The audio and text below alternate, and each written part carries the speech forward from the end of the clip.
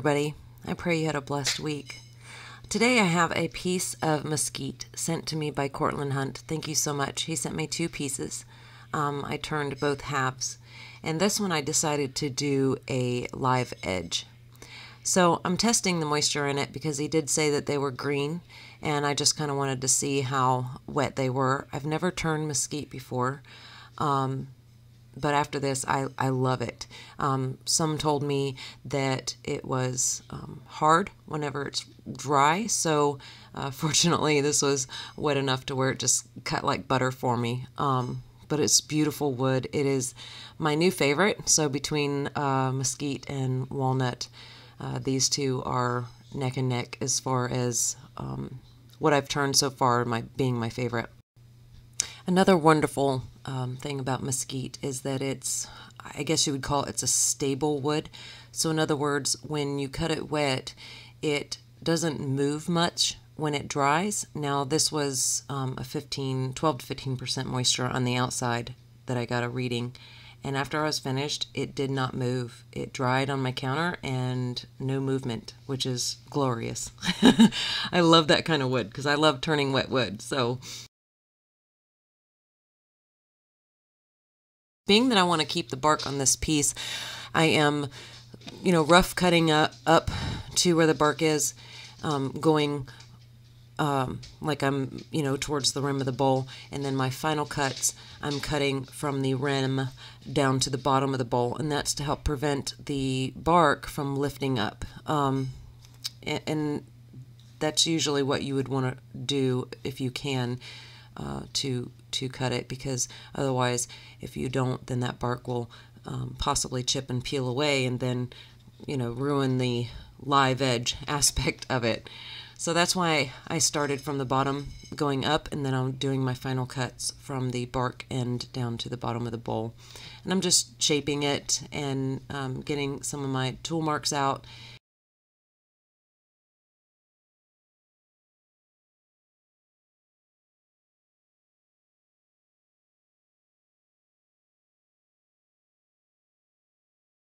I really love the color variations in this wood too, with the sapwood being really light and then all of a sudden it's dark. It's similar to how walnut is, and I love those color variations. And I sanded this piece up to 400 grit, and here is where I should have probably put the CA glue on before I started sanding around the bark just to help stiffen it up. I kind of didn't think about it until after I put the abrasive paste in the wax, but the good thing is the wax on my piece prevented the CA glue from sticking to it, so it wiped away very easily, thank goodness.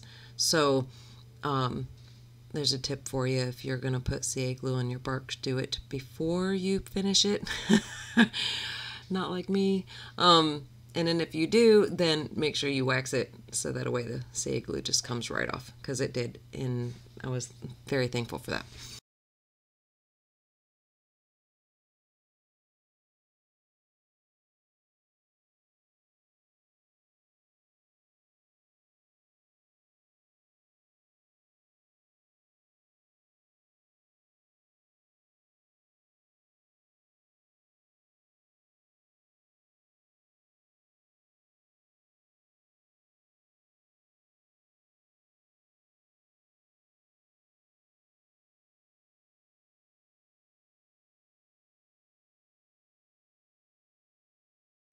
So I'm using my parting tool to help establish a cut line for my gouge.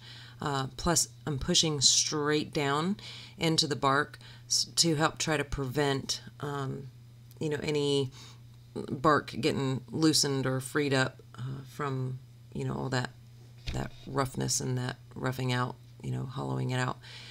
So that's why I use the parting tool. It gives my gouge a bevel to write on, and it keeps me from slipping off. It establishes a cut line, prevents you from tearing up your bark or my bark on my piece that I really am hoping to hold on to.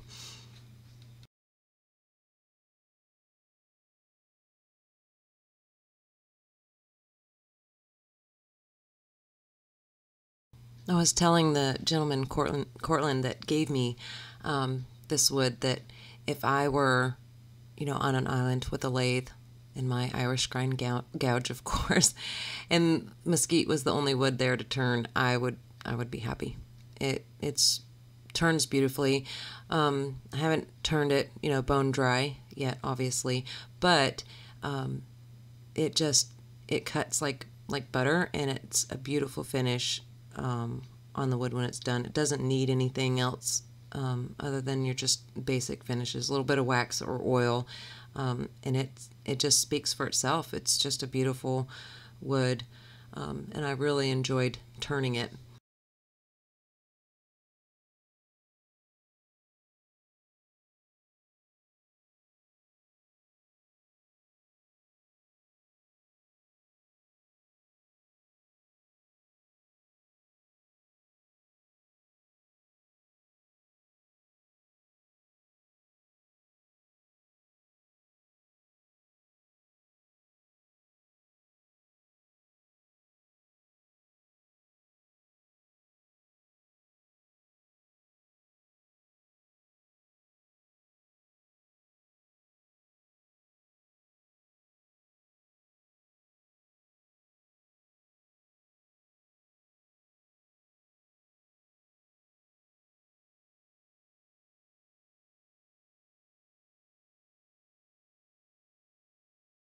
This particular piece had a really cool, I don't know, like a flash or something in the dark wood where it got into the sapwood, and I think that's just so neat. So here, before I put my finish on, before I sand, I'm adding some more CA glue to the bark. I did not turn the lathe on while I sanded this. I just did not want to risk losing those live edge natural ridges, and I didn't want it to risk chipping and breaking it off. So I just sanded with my 2-inch sanding discs with my drill, and I didn't turn it. Here I'm adding sanding sealer. It's 50/50 shellac and denatured alcohol to the piece. I forgot to do that on the back side. I just realized that whenever I was editing. Sometimes I do that. I do that quite a bit, actually. I realize that I forgot to put sanding sealer on one side or the other, but anyways, it turned out just fine on the back side without it, so it wasn't imperative for this piece. So I just used my drill with the abrasive paste because it was a lot easier. I can get the friction I needed for the abrasion to work properly, and without having to turn on my lathe and risk ripping some of my live edge off. And the same with the wax. I just hand rubbed it on, and it's a nice stiff wax, so it polishes up quicker because it's a harder wax, and I like that. A real nice semi-gloss shine. Now it's to take the bottom off. The reason why I'm using a piece of paper towel on the bottom here is because I had an idea of carving out some feet for the piece.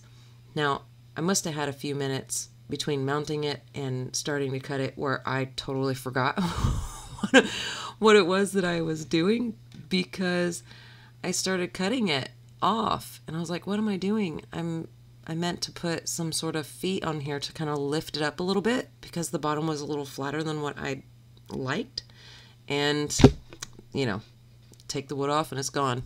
so it ended up just being flat, but that's the whole reason why I put the paper towel on there, is because I initially intended to keep that wood and just make some, carve out some feet.